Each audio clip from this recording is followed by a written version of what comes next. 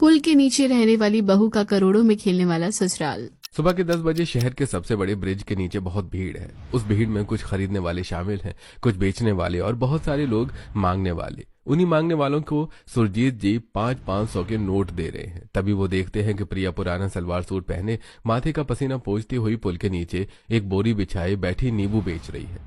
नींबू ले लो नींबू, ताजे ताजे खट्टे खट्टे नींबू, 10 रुपए के 2 नींबू। अरे आज तो नींबू पानी पीना पड़ेगा। बोलते हुए गरीबों को पैसे बांधकर सुरजीत जी प्रिया के पास जाते हैं। अरे बेटी, मुझे 2 नींबू देना। प्रिया उन्हें 2 नींबू देती है। वो प्रिया को 500 का नोट देकर वहां से जाने लगते हैं। दादाजी, बाकी के पैसे तो लेते जाइए। सुरजीत जी रुकते हैं और अरे बेटे, वो पैसे तुम रख लो। नहीं दादाजी, जितना मेरा हक है मैं उतना ही लूंगी, बाकी के आप वापस ले जाइए। बोलती हुई प्रिया सुरजीत जी के हाथ में गिनकर 480 रुपए रख देती है और फिर नींबू ले लो नींबू, ताजे ताजे खट्टे खट्टे नींबू, 10 रुपए के 2 नींबू। नींबू और अपने बाकी के बचे पैसे लेकर सुरजीत जी अपनी आलीशान रोल्स रॉयस में बैठकर वहां से चले जाते हैं। दोपहर होने तक प्रिया के सभी नींबू बिक जाते हैं। वो सारे पैसे गिनकर एक थैली में रखती है। आज के खाने और दवाई का इंतजाम तो हो गया। बोलती हुई प्रिया पुल के पास ही मेडिकल स्टोर में जाकर दवाइयां लेती है और फिर उसके बगल वाली किराने की दुकान में जाकर आटा और अचार खरीदकर पुल के नीचे लेटे अपने पैरालाइज्ड मम्मी पापा के पास जाकर उनके बिछौने के पास रखी परात में आटा डालकर गूंथने लगती है। प्रिया, तो हमारे लिए इतना क्यों कर रही है? तो हमारी वजह से अपनी जिंदगी बर्बाद मत कर, शादी कर ले और अपने ससुराल जा और खुशहाल रहे। आप दोनों को ऐसी हालत में छोड़कर मैं कहीं नहीं जाऊंगी। और फिर मेरे छोटे भाई बहन भी तो हैं, उनका क्या होगा? प्रिया, तू उनकी चिंता मत कर। शहर में अभी भी बहुत से दयालु लोग हैं। वो हमारे जैसों के लिए कुछ न कुछ करते रहते हैं। आज सुबह ही एक अमीर और दयालु आया था जो गरीबों को 500 रुपए बांट रहा था। हम भी उन्हीं गरीबों में शामिल हो जाएंगे। जब तक मैं हूँ तब तक भीख मांगने के बारे में सोचना भी नहीं, और मुझे पूरी उम्मीद है कि आप दोनों एक दिन बिल्कुल ठीक हो जाओगे। तब तक प्रिया के छोटे भाई बहन भी स्कूल से आ जाते हैं। प्रिया आटा गूंथकर ईंट के बने चूल्हे में तवा रख देती है और इधर सुरजीत जी अपने आलीशान बंगलो पहुंच जाते हैं और हॉल में जाकर देखते हैं कि उनका पूरा परिवार एक साथ बैठा हुआ है। आज मैं अपने लिए डायमंड नेकलेस लूंगी। मैं आपके लिए स्पोर्ट्स कार लूंगा जिसकी कीमत करोड़ों में है। मैंने निशा के साथ एक लॉन्ग वेकेशन प्लान कर ली है जहां हम दोनों करोड़ों की शॉपिंग करेंगे। मैं सोच रही थी कि जब सुरजीत जी और ज्यादा नहीं सुन पाते तो अरे तुम सब इतना फिजूल खर्च क्यों करते हो? दादाजी, इसे फिजूल खर्च नहीं ऐश करना कहते हैं। और जब अरबों खरबों की दौलत हो तो करोड़ों में खेलना ही पड़ता है। तभी तो सोसाइटी में हमारी शान बनेगी और लोगों को पता भी तो चलेगा कि हमारा रुतबा कितना है। अरे आज अरबों आ रहे हैं, तुम करोड़ों में खेल रहे हो। अरे लेकिन कल का क्या भरोसा? क्या पता जो आज है वो कल ना हो। तो तुम सब बचत करना सीखो। दादाजी, आप खामखा चिंता करते हैं। जो आज है वही कल भी होगा। अरे पता नहीं है मेरी बात कब समझेंगे। मैं इन्हें समझाने की जितनी कोशिश करता हूँ ये सभी उतना ही पैसा उड़ाते हैं। बोलते हुए सुरजीत जी सीढ़ियां चढ़ते हुए फर्स्ट फ्लोर पर अपने कमरे में पहुंच जाते हैं और इधर प्रिया ने रोटियां सेंक कर अपने भाई बहन और मम्मी पापा को खिला देती है और बची हुई 2 रोटियां एक टोकनी में रख देती हैं। रचना, देखना रोटी को तना ले जाए। बोलकर प्रिया सब्जी मंडी की तरफ चल देती है। जब से प्रिया अपने परिवार के साथ पुल के नीचे रहने को मजबूर हुई थी उसका डेली रूटीन यही था, सबका पेट भरना और पेट भरने के लिए 2 वक्त की रोटी का इंतजाम करना। कुछ देर बाद प्रिया सब्जी मंडी से बोरी में आलू लेकर वापस आती है और पुल के नीचे बोरी बिछाकर आलू बेचने लगती है। आलू ले लो आलू। कुछ देर बाद उसके पास ललिता और कमला आती हैं। हम सब सोचते थे कि घर टूटने और मुआवजा न मिलने के बाद तुम्हारा पूरा परिवार सड़क पर आ जाएगा, लेकिन तुमने अपनी समझदारी और हिम्मत से सबको संभाल लिया। प्रिया, बड़ी बेटी होने के नाते मेरी भी कुछ जिम्मेदारियां हैं जिन्हें मैं निभा रही हूँ, और वैसे देखा जाए तो मैं और मेरा पूरा परिवार सड़क पर ही है। बस फर्क इतना है कि हमारे पास सर पर ये पुल है। तुम बिल्कुल भी नहीं बदली प्रिया। जब हमारे पड़ोस में थी तब भी मजाकिया थी और अभी भी वैसी ही हो।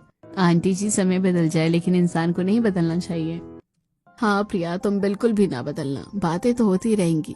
तुम मुझे 2 किलो आलू तोल दो। उनकी बातों से आपको इतना तो पता चल ही गया होगा कि आखिर क्यों प्रिया पुल के नीचे रहने को मजबूर है, और वो दोनों कभी प्रिया की पड़ोसन हुआ करती थी। प्रिया उन दोनों को आलू देकर वहां से रवाना करती है। तभी देखती हैं कि एक कुत्ता रोटी ले जा रहा है और सुशांत उसके पीछे भाग रहा है। सुशांत रुक जाओ, वो रोटियां उसी की नसीब की थी, खा लेने दो, मैं दूसरी सेक लूंगी। उस बेजुबान को क्या पता कि खाना पैसों से खरीदा जाता है। प्रिया की बात सुनकर सुशांत रुक जाता है और वो कुत्ता भी कुछ दूर जाने के बाद पुल के नीचे ही बैठकर बड़े मजे से रोटियां खाने लगता है। शाम होने तक वहां लोगों की भीड़ बढ़ने लगती है और प्रिया के सारे आलू बिक जाते हैं। पुल के नीचे लोगों की भीड़, पुल के ऊपर गाड़ियों की भीड़, हॉर्न, इंजन्स और लोग के शोर शराबे के बीच प्रिया पैसे गिनती है। फाइनली अब मैं अपने मम्मी पापा को लेकर डॉक्टर लालवानी के पास जा सकती हूँ। इस बात से अनजान की बहुत सारी नजरें उसी पर टिकी हुई हैं। प्रिया वो रुपए अपनी मम्मी पापा के पास रखी पेटी में रख देती है और रोटी सेकने की तैयारी करने लगती है। पुल के नीचे प्रिया घर वालों को रोटियां खिलाती है और बची रोटियां टोकनी में रखकर अपने मम्मी पापा के बगल में चटाई बिछाकर उनके और अपने भाई बहन के साथ ही लेटकर सोने की कोशिश करती है। लेकिन पुल के ऊपर से गुजर रही गाड़ियों की तेज आवाज उसे सोने नहीं देती। अरे यार, कब वाहनों का शोर थमेगा और कब मैं चैन से सो पाऊंगी। तभी प्रिया देखती है कि दो लोग कंबल ओढ़े पेटी खोलने की कोशिश कर रहे हैं। चोर चोर चोर! प्रिया ने शोर मचाया ही था कि वो दोनों वहां से भाग खड़े होते हैं। प्रिया का शोर सुनकर उसके मम्मी पापा और भाई बहनों की नींद खुल जाती है। कहाँ है चोर, क्या चुरा ले गया? प्रिया उठती है और अच्छी तरह से पेटी में रखा सारा सामान जांचती है और सही समय पर मेरी नींद ना खुलती तो चोर सब ले जाता। आखिर कब तक हमें पुल के नीचे रहकर परेशान होना पड़ेगा? मेरी बच्ची चैन की नींद भी नहीं सो सकती। अरे पापा परेशान मत होइए, आराम से सो जाइए, आपको सुबह कल डॉक्टर के पास भी जाना है। अपने मम्मी पापा को सुलाने के बाद प्रिया सोती और अगली सुबह उन्हें अपने भाई बहन की मदद से ऑटो में बिठाकर सिटी हॉस्पिटल डॉक्टर लालवानी के पास ले जाती है। व्हील चेयर में बैठे अपने मम्मी पापा के साथ प्रिया डॉक्टर लालवानी के केबिन में थी। डॉक्टर साहब, मेरे मम्मी पापा का इलाज तो हो पाएगा या नहीं? डॉक्टर लालवानी वंदना और धर्मेंद्र के पैरालाइज्ड हो चुके हिस्से की अच्छी से जांच करते हैं। देखिए, इलाज तो हो जाएगा, लेकिन इसके लिए लाखों रुपए खर्च होंगे जो तुम्हारे पास शायद नहीं है। तो देखा जाए तो तुम्हारे मम्मी पापा का इलाज होना इम्पॉसिबल है। डॉक्टर साहब, मैं अपने मम्मी पापा का इलाज करवा कर रहूंगी, चाहे मुझे उसके लिए दिन रात मेहनत क्यों न करनी पड़े। अभी आप इनकी दवाइयाँ लिख दीजिए। डॉक्टर लालवानी से अपने मम्मी पापा की दवाइयां लिखवाकर प्रिया अपने मम्मी पापा को व्हील चेयर में अपने साथ लिए केबिन से बाहर निकलती है। तभी वहां चैरिटी करने आए सुरजीत जी प्रिया को देखते हैं और उसे पहचान कर उसके पास आते हैं। अरे तुम तो वही हो ना जिससे मैंने उस दिन नींबू खरीदी थी? जी दादाजी, मैं वही हूँ। प्रिया के साथ उसके मम्मी पापा को देखकर और उसकी निराशा से भरी आवाज सुनकर सुरजीत जी समझ जाते हैं कि वो किसी परेशानी में है। बेटी, अगर तुम चाहो तो मैं तुम्हारी मदद कर सकता हूँ। नहीं दादाजी, मुझे किसी की कोई मदद नहीं चाहिए, मैं खुद अपने मम्मी पापा का इलाज करवाऊंगी। तभी सुरजीत जी की नजर प्रिया के फटे हुए कुर्ते पर पड़ती है। बेटी, तुम्हारा सूट तो फटा हुआ है, तुम अपने लिए नए कपड़े ले लेना है। अगर मैं अपने लिए नए कपड़े लूंगी तो फिर मम्मी पापा की दवाई का पैसा कम पड़ जाएगा और छोटे भाई बहन की पढ़ाई और खाना खर्चा भी तो होता है ना। सुरजीत जी की बात का जवाब देकर प्रिया अपने मम्मी पापा को साथ लेकर वहां से चली जाती है। बोलते हुए सुरजीत जी डॉक्टर लालवानी की केबिन में जाते हैं और उनसे प्रिया और उनके मम्मी पापा के बारे में जानकर। अरे बड़ी हिम्मतदार बच्ची है। सुरजीत जी, प्रिया बहुत ही खुददार है, न किसी की मदद लेती है और न ही किसी से मदद की उम्मीद करती है। जब से उसका घर टूटा है बेचारी पुल के नीचे रहने पर मजबूर है, अपने पैरालाइज्ड मम्मी पापा और 2 छोटे भाई बहनों के साथ। जब से प्रिया के मम्मी पापा पैरालाइज्ड हुए थे तब से वो डॉक्टर लालवानी से ही उनका इलाज करवा रही थी, जिस वजह से वो उसके बारे में बहुत कुछ जानने लगे थे। प्रिया के बारे में वो जो कुछ भी जानते थे वो सब उन्होंने सुरजीत जी से बता दिया। इस बात से अनजान कि सुरजीत जी उसके बारे में जानकर उससे इम्प्रेस हो गए हैं। प्रिया अपने मम्मी पापा को लेकर वापस पुल के नीचे पहुंच जाती है और उन्हें चटाई में लिटाकर अपने काम में लग जाती है। पुल के नीचे परिवार के साथ रहने को मजबूर प्रिया जैसे सब्जी बेचकर गुजारा करती और चोर उचक्कों और लफंगों से खुद को बचाती। जब भी कोई उसे देखता है तो क्या देख रहा है बे, आंखें निकालकर गोटी खेलूंगी। रात में पुल के नीचे जब वो अपने परिवार के साथ सो रही थी और कोई भी अनजान शख्स उसके पास आने की कोशिश करता तो कच्ची नींद में सो रही प्रिया की नींद खुल जाती है और वो डंडा लेकर उसके पीछे भागती है। ऐसी वैसी लड़की समझ रखा है क्या? अगर दोबारा ऐसी हरकत करने की कोशिश की ना तो मार मार के भरता बना दूंगी। पुल के नीचे अपने पूरे परिवार के साथ रहने को मजबूर प्रिया अब इतनी मजबूत हो चुकी थी कि वो किसी से नहीं डरती थी। फिर चाहे पुल के नीचे ही लोगों की भीड़ के बीच अपनी माँ की साड़ी लपेट कर नहाना हो, या फिर पुल के ऊपर से गुजर रही ट्रैफिक के शोर शराबे के बीच खुद को शांत रखना हो, प्रिया ने बखूबी सीख लिया था। इसी तरह उसकी जिंदगी चल रही थी। तो यहीं दूसरी तरफ सुरजीत जी थे, जो अपने परिवार के फिजूल खर्चे से परेशान थे। एक दिन वो हॉल में बैठे अपने पूरे परिवार के पास जाते हैं और अरे मैं सोच रहा हूँ कि अब आर्यन की शादी भी कर देनी चाहिए। दादाजी, फिर तो लड़की आपको ही देखनी होगी, जैसे आपने मेरी दोनों भाभियां ढूंढी हैं। अरे मैंने लड़की ढूंढ ली है, बस उससे बात करना बाकी है। कौन है वो लड़की, क्या करती है? वो जरूर किसी बहुत बड़े बिजनेस टाइकून की बेटी होगी। वो किसी बिजनेस टाइकून की बेटी नहीं, बल्कि पुल के नीचे रहने वाली साधारण सी लड़की है। पुल के नीचे रहने वाली गरीब लड़की इस घर की बहू कैसे बनेगी? बहू वो गरीब है तो क्या हुआ? अरे बहुत ही समझदार, जिम्मेदार और खुददार लड़की है। हमारे परिवार के साथ नाम जुड़ते ही वो अमीर भी हो जाएगी, और आखिर पुल के नीचे रहने में बुराई ही क्या है? लेकिन पापा, अरे एक बार तुम उस लड़की से मिलकर तो देख लो, फिर अपना फैसला करना। मैंने तो अपना फैसला कर लिया है। अगले दिन सुरजीत जी साधारण कपड़ों में अपने बेटे आनंद और बहू कंचन को साथ लेकर पुल के नीचे प्रिया से मिलने पहुंच जाते हैं, लेकिन वो उन्हें कहीं दिखाई नहीं देती। तो सुरजीत जी पुल के नीचे चटाई में लेटे उनके मम्मी पापा के पास जाते हैं और अरे आपकी बेटी कहाँ है? वो दिखाई नहीं दे रही। वो आज वकील से मिलने गई है। क्यों? ऐसा क्या हुआ जो वकील की जरूरत पड़ गई? सड़क चौड़ी करने के लिए नगर निगम ने हमारा घर तोड़ दिया था, जिसका मुआवजा मिलना था, लेकिन बाद में नगर निगम के अधिकारी मुआवजा देने से मुकर गए। बस उसी का केस दिया हुआ है। उसी सिलसिले में हमारी बेटी वकील से मिलने गई है। बड़ी ही समझदार और हिम्मत वाली है हमारी बेटी। हम पति पत्नी घर टूटने का सदमा बर्दाश्त नहीं कर सके और हमारी ऐसी हालत हो गई, लेकिन उसने हिम्मत नहीं हारी और डटी रही। भले ही हम इस पुल के नीचे रहते हैं, लेकिन उसके होते हुए हमें किसी भी बात की चिंता करने की जरूरत नहीं है। जो बात डॉक्टर ललवानी ने सुरजीत जी से बताई थी, वो बात प्रिया के मम्मी पापा से जानकर सुरजीत जी के मन में प्रिया के लिए इज्जत और ज्यादा बढ़ गई। मेरा फैसला बिल्कुल सही था। कैसा फैसला? मैं आपकी बेटी को अपने घर की बहू बनाना चाहता हूँ। अरे आपने मेरी बेटी में ऐसा क्या देखा जो आपने इतना बड़ा फैसला ले लिया? देखो, मैंने आपकी बेटी की ईमानदारी, मेहनत और पैसे बचाने का जज्बा देखा है। अब तुम बताओ आनंद, तुमने वो देखा या नहीं जो मैंने देखा? ठीक है पापा, अगर आपकी इच्छा है पुल के नीचे रहने वाली को अपनी पोता बहू बनाने की, तो मैं मना नहीं करूंगा। तो फिर बताइए, करेंगे अपनी बेटी की शादी मेरे पोते से? और हाँ, हम बहुत अमीर लोग हैं। मैं एक शर्त पर अपनी बेटी की शादी आपके पोते से करवाऊंगा। बारात पुल के नीचे ही आएगी। लोगों को पता चलना चाहिए ना कि पुल के नीचे रहने वाले को करोड़ों में खेलने वाला ससुराल मिला है। ठीक है, अरे जैसा आप चाहते हैं वैसा ही होगा। हम बहुत ही जल्द शुभ मुहूर्त पर बारात लेकर आएंगे। प्रिया के मम्मी पापा सुरजीत जी को दान पुण्य करते देख चुके थे, जिस वजह से उन्हें फैसला लेने में आसानी होती है। रिश्ता पक्का करके सुरजीत जी घर वापस लौट जाते हैं। कुछ देर बाद जब प्रिया वकील के पास से वापस आती है, प्रिया, हमने तेरी शादी तय कर दी है। शादी की बात सुनकर प्रिया भड़क जाती है। मुझसे बिना पूछे आपने मेरी शादी तय क्यों कर दी? मुझे नहीं करनी शादी, मैं आपको छोड़कर कहीं नहीं जाऊंगी। देख प्रिया, तेरी शादी क्यों पर हो गई है, और इस हालत में हम तेरे लिए न तो अच्छा लड़का देख सकते हैं और न ही लोगों की भीड़ में छुपे भेड़ियों से तेरी रक्षा कर सकते हैं। तुझे पता है तेरे ससुराल करोड़ों में खेलता है, करोड़ों में खेलता होगा, करोड़ों में, लेकिन मैं आप सबके साथ पुल के नीचे ही खुश हूँ और मैं आपको इस हालत में छोड़कर कहीं नहीं जाऊंगी। तभी रचना और सुशांत प्रिया के पास आते हैं और दीदी, आप मम्मी पापा की फिक्र मत करो, हम दोनों हैं ना, हम उनका ख्याल रखेंगे और यहाँ खुद का भी। देख, अब तेरे भाई बहन भी जिम्मेदार बन गए हैं, अब तू तो हाँ कर दे। अपने मम्मी और पापा और भाई बहन के इतना समझाने पर आखिरकार प्रिया शादी के लिए मान जाती है।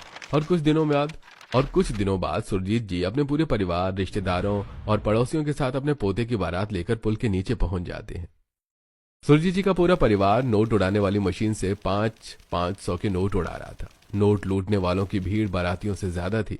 दुल्हन के जोड़े में पुल के नीचे ही बने मंडप के पास खड़ी दुल्हन के जोड़े में प्रिया उन्हें देखती है और बाप रे, मैंने पहली बार किसी को इस तरह 500 के नोट उड़ाते हुए देखा है।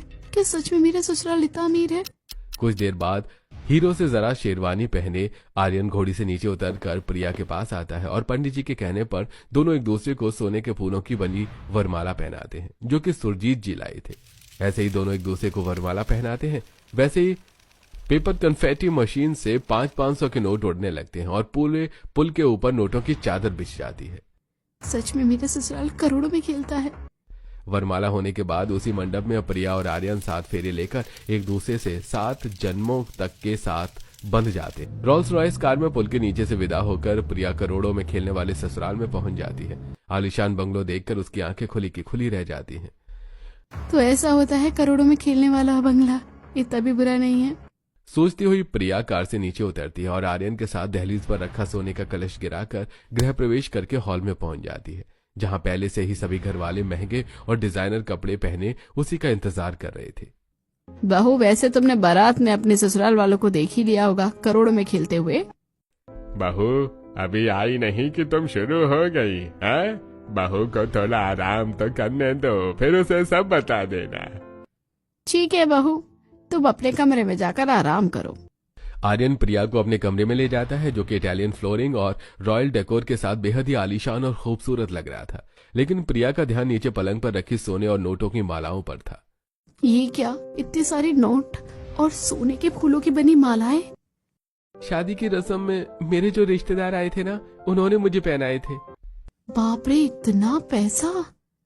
अभी तो तुमने कुछ देखा ही नहीं है, हमारी अमीरी तुम्हें मुंह दिखाई में पता चलेगी। प्रिया नोटों के सभी माला एक तरफ करके पलंग पर बैठ जाती है। कुछ देर बाद उसकी दोनों जिठानियां और सास कमरे में डायमंड ज्वेलरी और महंगे रत्नों और सोने के तार से जड़ी स्टाइलिश साड़ी लेकर आती है। छोटी बहू, मुंह दिखाई की रस्म में तुम ये ज्वेलरी और साड़ी पहनना, तभी तो देवरानी जी करोड़ों में खेलने वाले ससुराल की बहू लगोगी। और मुंह दिखाई में आई किसी को भी ये पता नहीं चलेगा कि तुम पुल के नीचे रहती थी। प्रिया को साड़ी और गहने देकर वो सभी वहां से चले जाते हैं। शाम होते ही पूरा बंगलो नई नवेली दुल्हन की तरह सज और जगमगा रहा था। मोहल्ले की सभी अमीर औरतों प्रिया की मुंह दिखाई की रस्म के लिए हॉल में इकट्ठा हो चुकी थी। कुछ ही देर में प्रिया अपनी सास और जिठानियों के दिए हुए गहने और साड़ी पहनकर सिर ढके स्टाइलिश गाउन पहने नंद के साथ हॉल में आती है, जहां पहले से उसकी सास और दोनों जिठानियां महंगी साड़ी और गहने पहने मौजूद थीं। आओ बहू, इन सब से मिलो, ये है हमारे मोहल्ले की सबसे अमीर घरानों की महिलाएं। प्रिया उन सभी के पैर छूती है और वो सभी प्रिया को कुछ रुपए देकर उसका घूंघट उठाकर उसका मुंह देखती हैं। ये क्या, तुम तो सस्ते में निपटी जा रही हो।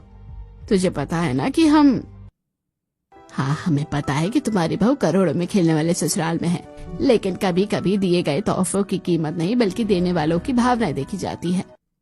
कंचन सरता की बात का कोई जवाब नहीं देती। कुछ देर में प्रिया की मुंह दिखाई की रस्म पूरी हो जाती है और सभी औरतें अपने अपने घर चली जाती हैं। उनके जाने के बाद पूरा परिवार डाइनिंग हॉल में इकट्ठा होता है, जहां Priya Gucci pulao, white Alba, truffle risotto, gold plated chicken और कैवियर देखती है। प्रिया, इस डाइनिंग टेबल पर रखी खाने की हर एक चीज की कीमत लाखों में है। इतना महंगा खाना खाने की क्या जरूरत है? मैं तो 10 रुपए के समोसे से ही पेट भर लेती हूँ। भाभी जी, जब तक आप पुल के नीचे रहती थी तब तक आप 10 रुपए का समोसा खा सकती थी, लेकिन अब आपको हमारी लाइफस्टाइल अपनानी होगी। हमारे लिए इस खाने की कीमत तो चिल्लर के बराबर भी नहीं है, क्योंकि हम करोड़ों में खेलते हैं, करोड़ों में। देवर जी, मैं जैसी हूँ वैसी खुश हूँ, मैं अपने आप को नहीं बदलूंगी। हाँ बहू, तुम जैसे हो वैसे ही रहना, बिल्कुल मत बदलना। तुम मेरी उम्मीद मत तोड़ना, बहुत उम्मीदें हैं बहुत उम्मीद है मुझे तुमसे। प्रिया उन सभी के साथ खाना खाती है और फिर एक एक करके उसकी दोनों जिठानियों से डायमंड नेकलेस, देवर नोटों से भरा बैग, सास नोटों की साड़ी, नंद एक्सपेंसिव गाउन और ससुर करोड़ों के प्रॉपर्टी के पेपर देते हैं। बहू, तुम्हारी मुंह दिखाई का छोटा सा तोहफा हमारी तरफ से। प्रिया कुछ नहीं बोलती, वो मिले तोहफों को देखती रहती है। बहू, तुम्हें गिफ्ट पसंद आए या नहीं? पसंद तो आए, लेकिन मैं सोच रही हूँ कि मैं इनका क्या करूंगी। बहू, ये तो अभी शुरुआत है, तुम्हें अब महंगे तोहफों की आदत डाल लेनी चाहिए, क्योंकि आगे इससे भी महंगे महंगे तोहफे तुम्हें मिलेंगे। तभी कंचन का फोन बजता है। Excuse me. Kanchan call receive करती है। ठीक है, मैं आपको 2 करोड़ दूंगी। बात करके कंचन फोन डिस्कनेक्ट कर देती है। 2 करोड़? बहू, तुम सिर्फ 2 करोड़ सुनकर हैरान हो गई। यहाँ हम हर दिन करोड़ों से खेलते हैं।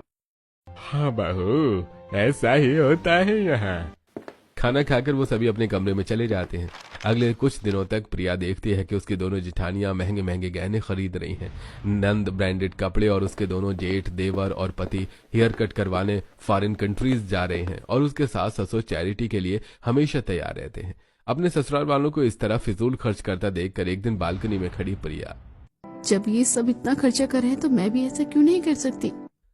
तभी वहां आर्यन आता है और प्रिया की बात सुन लेता है। तुम क्या करना चाहती हो प्रिया? मैं देखती हूँ कि सभी घर वाले रोज करोड़ों रुपए खर्चा कैसे करते हैं, तो मेरा मन भी होता है, तो मैं भी करूँ। अरे तो करो ना, तुम्हें रोका किसने है? आखिर तुम भी करोड़ों में खेलने वाले परिवार का हिस्सा हो, दिल खोल कर खर्च करो। उन दोनों की बातें बंगलों के गार्डन के पौधों को पानी दे रहे सुरजीत जी ध्यान से सुन रहे थे। बहू, क्या सोच कर मैं तुम्हें इस घर में लाया था, और तुम क्या हो गई? अरे तुम भी बदल गई। उस दिन के बाद प्रिया भी करोड़ों में खेलने वाले ससुराल वालों के रंग में रंग जाती है और बेफिजूल खर्च करने लगती है। कभी महंगी ज्वेलरी, तो कभी महंगे कपड़े, तो कभी आर्यन के साथ लॉन्ग वेकेशन। ये सब उसकी जिंदगी का हिस्सा बन चुके थे। सुरजीत जी प्रिया को देखते और दुखी होते। एक दिन जब वो आर्यन के साथ वेकेशन से घर वापस लौटती है तो सुरजीत जी उसके पास जाते हैं। अरे बहू, इतने दिन तुम्हें यहाँ आए हो गए, लेकिन आज तक तुमने अपने मम्मी पापा को याद नहीं किया। दादाजी, मैं उन्हें रोज याद करती हूँ और उनके पास भी जाना चाहती हूँ, लेकिन क्या बहू? अगर तुम्हें उनकी याद आती तो चलो मैं तुम्हें उनसे मिलवा देता हूँ। कहीं ऐसा न हो कि करोड़ों में खेलने वाले ससुराल में रहकर तुम पुल के नीचे रहने वाले अपने माँ बाप को भूल जाओ। सुरजीत जी कार से नोटों की गड्डियां रखते हैं और फिर प्रिया को उसी में बिठाकर पुल के नीचे उसके माँ बाप के पास ले जाते हैं। देखता हूँ प्रिया, बहू तुम्हारी खुददारी बची है या नहीं। सोचते हुए सुरजीत जी प्रिया के साथ कार से उतरकर पुल के नीचे चटाई पर बैठे वंदना और धर्मेंद्र के पास जाते हैं। प्रिया अपने माँ बाप से मिलकर इमोशनल हो जाती है।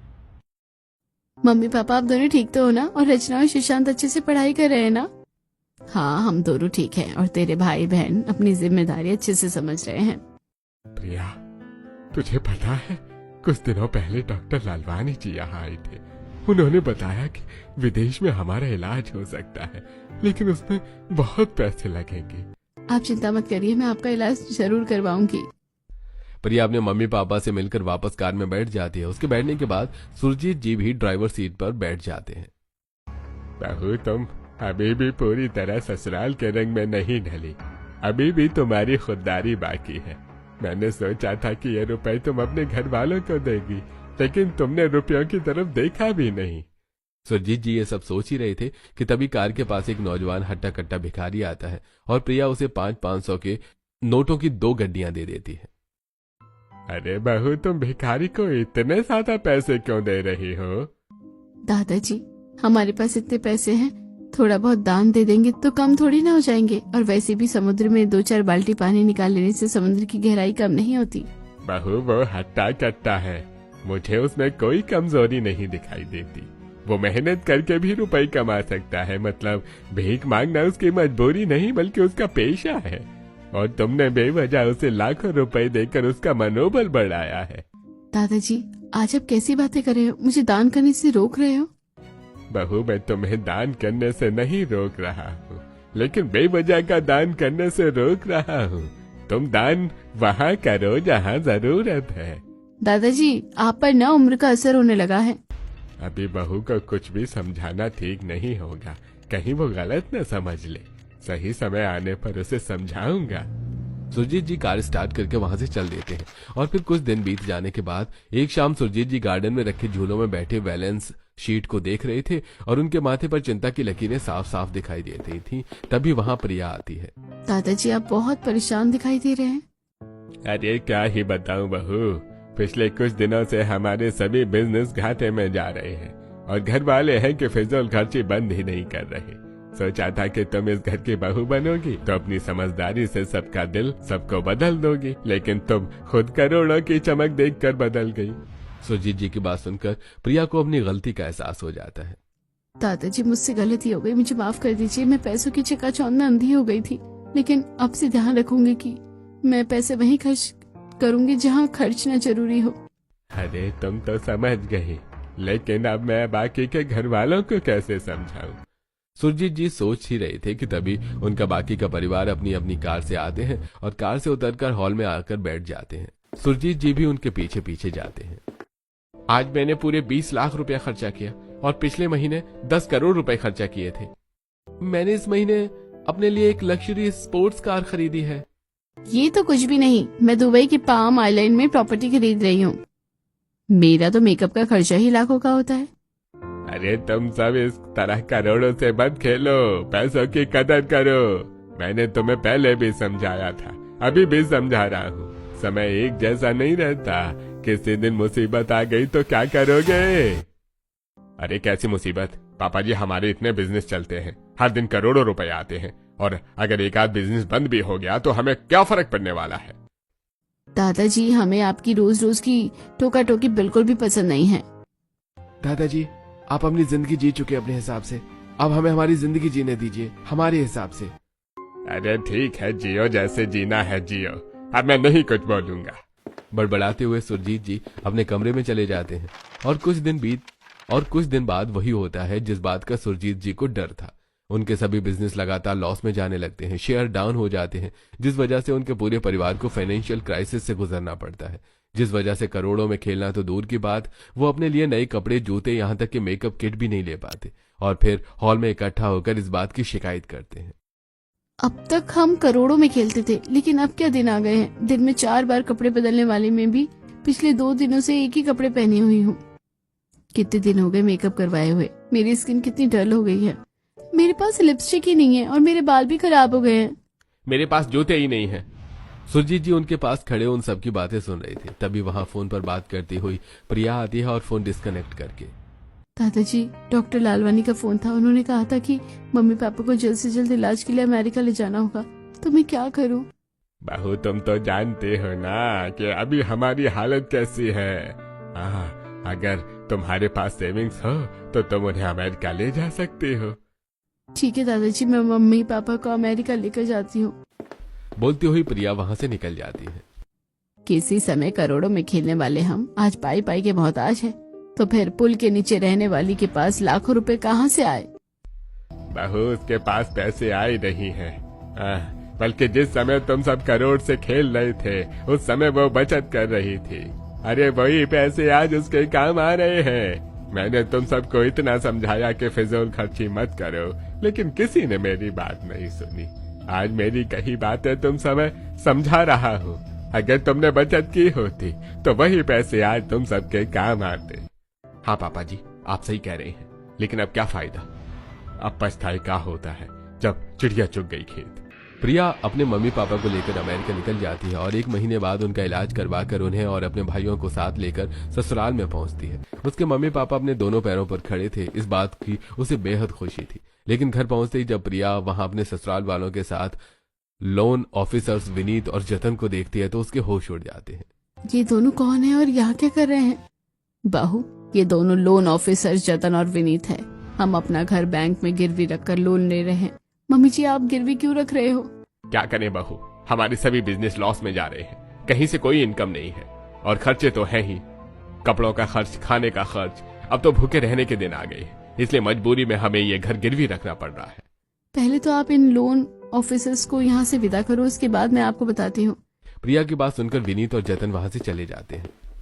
देखिए, खाना पेट भरने के लिए होता है ना कि दिखावा करने के लिए। फिर चाहे वो लाखों के हो या 10 रुपए का। और कपड़े शरीर ढकने के लिए होते हैं, तो जरूरी नहीं कि वो लाखों के ही हो।